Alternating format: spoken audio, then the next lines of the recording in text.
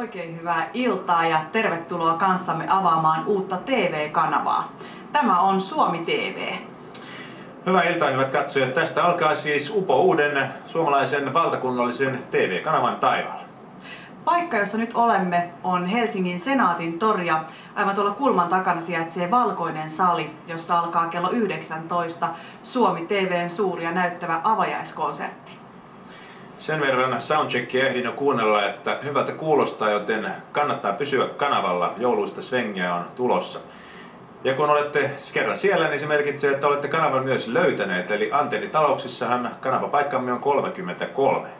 Mutta jos naapuri ihmettelee, että kuvaa ei näy, niin silloin hän mahdollisesti asuu kaapeli-TV-alueella ja silloin ohjeita kanavan löytämiseen antaa oma operaattori. Tai sitten lisätietoa saa myös meidän nettisivuiltamme suomitv.fi. Ja teknisestä puolesta voidaan myöskin kertoa se, että olemme ensimmäinen kanava Suomessa, joka lähettää kuvansa täysin HD-nä eli teräväpiirtona.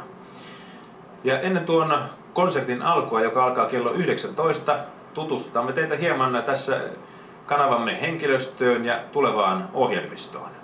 Niin, eiköhän mennä suoraan päätä asiaan ja katsota vähän, minkälaista ohjelmaa Suomi TV tarjoaa.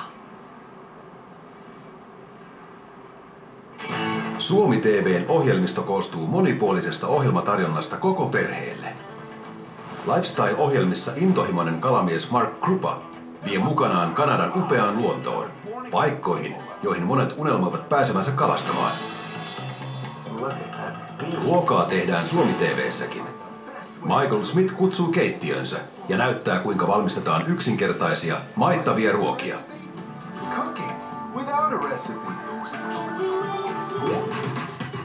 Suuri ruokavallankumous on kuin täyte